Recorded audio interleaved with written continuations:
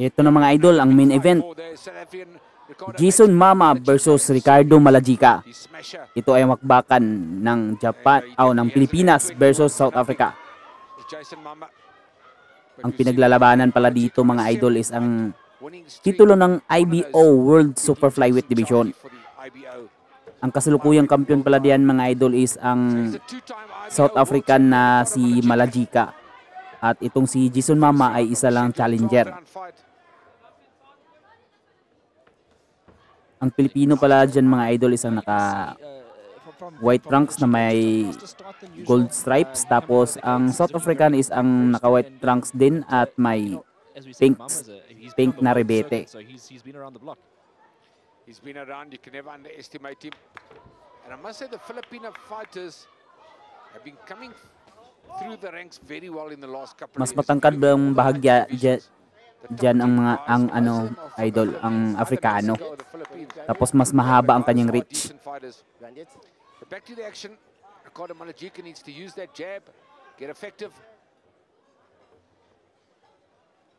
Yeah, now you can see a little bit of the chess match coming through, a little bit of the respect factor when it comes to these two boxers trying to figure out range and really dissect each other. Nice little double jab there from Malajica, just landing shorts there, but you can see some intention there. Just maybe nice punches from a bit far out. But I'm sure ganda ng side step ni Jason Mama dun mga idol.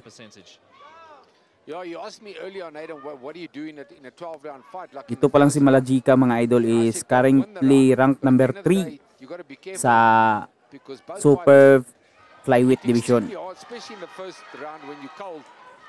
So you got to keep your hands up and you got to work from there. Malajica is using the jab well. Do you know one thing I noticed about Kaya naman malaki ang expectation nila sa boksingerong ito. I expect them to suffer with altitude, but they never do. They always come here fully fit with 12. Yeah, I think it's so tough there in that part of the world.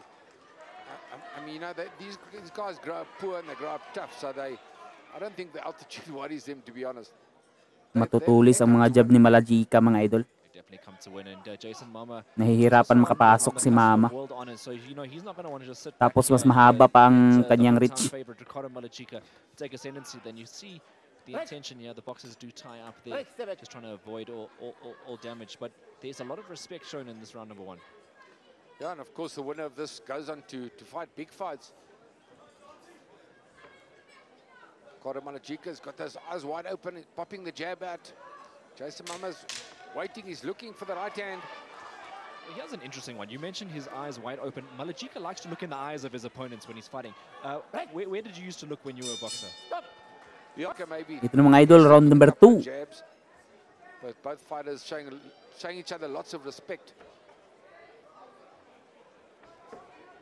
Hindi pa makuha ni Jason Mama ang tamang distansya niya mga idol. Dahan-dahan pa niyang hinihimay ang tamang rhythm. When it comes to keeping someone like Mama at bay who can be a little bit explosive like that. Mama's looking for that big left hook. Come to fight. Like you said, interesting enough, Aiden, is that you're waiting for them to get tired because they in Johannesburg where it's high altitude, they actually don't. Yeah, no, kagandahan nitong si Mama mga idol kasi kapag naka-clench is sumusuntok pa rin. Malajica has to do, and I don't think him and Sonny Edwards are the same fighter, but we saw Sonny Edwards against Jason Mama completely outbox him, and I think Malajica's got a skill set like that, but the only difference is Malajica can punch a little bit more. He's become a good puncher, yeah. In the last couple of years, he's started excelling it with his punching power. And yeah, not much action here in the second round either. Malajica's looking for the big right hand, but so's Mama. Kalmado lang dito ang Pinoy mga idol.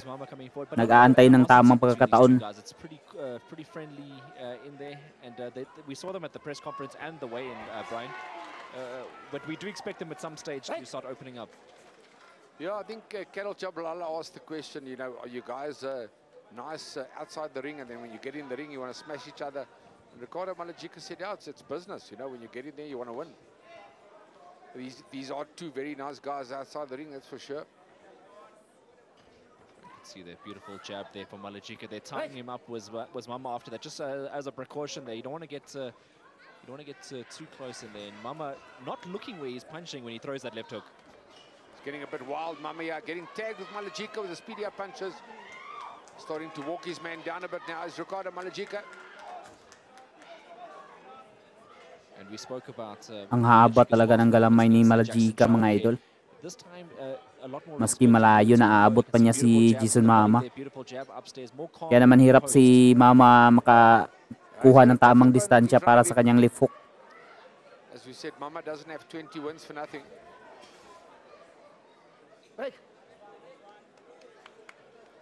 One thing I do know about Malajika, he knows he's in great shape, so he can get explosive when he's ready.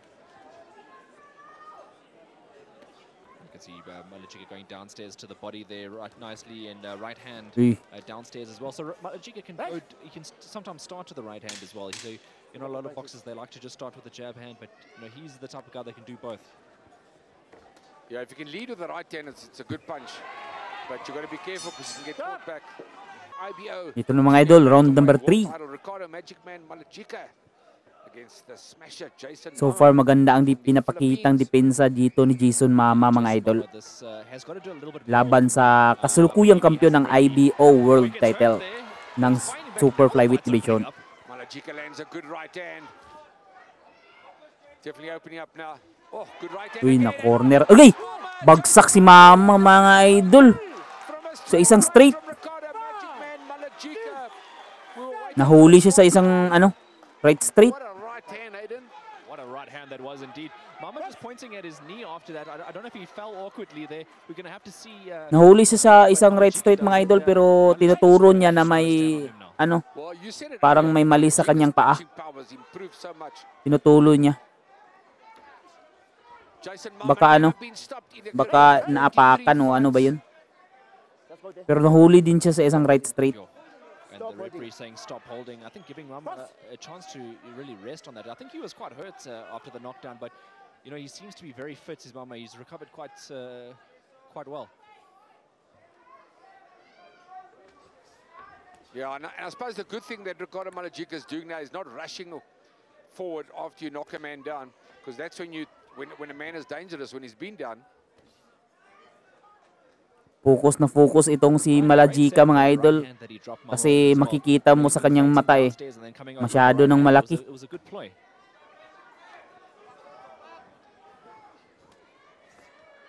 Yeah, if you got a good right hand, Aiden, grabe, Malajika, parang tuko. It's a good way to tuko rin para ito. Nice body by Mama. But he's fighting back. It's not over yet. 1 minute to go in round 3. Jason Mama is fighting his way so far maganda ang counter ni Mama, pero hindi lang niya masyadong matyempohan itong si Malajika. Kasi mabilis din Mabilis din ay! Bagsak again si Mama, mga idol. Pangalawang pagkakataon na to sa round 3. Yay, delikado, mga idol. Round 3 pa ito, mga idol. 2 times na siyang bumagsak. 30 seconds, mga idol. May 30 seconds pa si Mama para makasurvive. Sana makasurvive si Mama dito sa round nito. Pero hindi naman yung mga bagsak ni Jason Mama, mga flash knockdowns lang yun. Bagsak na naman. Oh. Sabi ng ref, nadulas lang daw. Mama's gonna look for that big right hand now, like that. Malajika knows he can hurt his man. There's the right. Uy, naku-corner na dito si Mama. Nice. Uy, wrestlingan. Ito na, mga idol, round number 4. You know, that's what I always talk about. I talk about defense and offense, and anybody's dangerous all the time. You're fighting a world-class guy here in Jason Mama, so you can't take your foot off the pedal. Got to keep the hands up. Don't go wild. And I would imagine that's what Manny Fernandes is telling his charge. Yeah, great round 3 from Ricardo Malajika. 2 knockdowns on Jason Mama, the international. Nice. Tinamaan. Sorry, I did good right hand from Mama. Tinamaan si Malajika doon ng sulid. Pero parang matibay itong Malajika, mga idol. Loh! Wala, nadulas lang yun, mga idol. Na wrestling. Well, there's another slip there from Jason Mama. Both were coming in at the same time. Well, good sportsmanship from both fighters. touching gloves. Uy, unsa man? Wala, nadulas yun mga idol, natampilok. Delikado sa cramps yan. Natatampilok si si Jason Mama. If he's generally from that first time he got knocked down hurts himself. Yeah, I'm not sure if there's anything wrong with his knee, but he got caught with a good right hand. Grabe ang haba ng galamay nitong si Malajika. If you have a look at the balance, obviously he's doing really well. I think it happened when he fell from the knockdown, though. I mean, the right hand landed, but you know he immediately was on the canvas pointing at it. So I don't know. Sana makatama dito si Jason Mama ng sulit. He needs to keep doing what he's doing here and keep leaning on him, make it nasty as well. Yeah, and of course, other way around, he needs to come forward and get closer if he wants to win. Jason Mama put his head on Ricardo Malajika's chest and nice. Ganyan. Maganda yan, bubulihin lang niya sa loob. Kasi hindi niya malapitan na masyado kasi masyadong mahaba.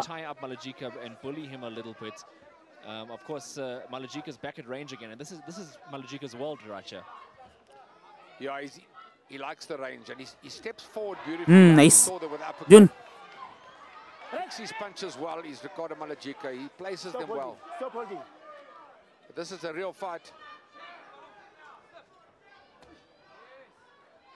Yeah, it's interesting enough to see the Malajika coming in for the right hand again. Body shot. Again, Mama.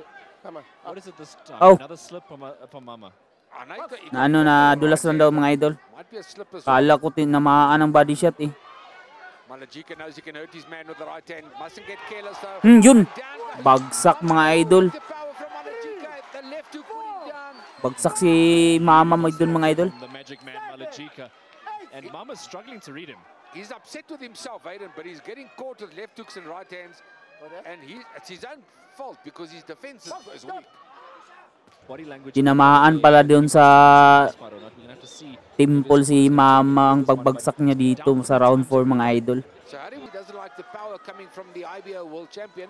Ito na mga idol, round number 5. One thing we have to remember, Jason Mama, he's been around the world, so I think he's in shock that he's been down 3 times, if I'm perfectly honest with you. He might have underestimated Ricardo Malajika coming in here. Might have underestimated his power. As you said earlier on, Malajika in the last couple of fights has become a powerhouse for a junior bantamweight. And it's good to see maliksi din itong si Malajika mga idol. Becoming a champion. Mabilis. It was always destined for him to become a title fighter as well. Mabilis ding sumuntok ng kanyang combination. Is Malajika and looking to defend his crown tonight, but never say never. The fight's still going. Uy, 1-2 tinamaan si Mama ng sunod na 1-2. Delikado. Uy, bagsak na naman si Mama mga idol. Pang-5 bagsak na to ni Mama mga idol.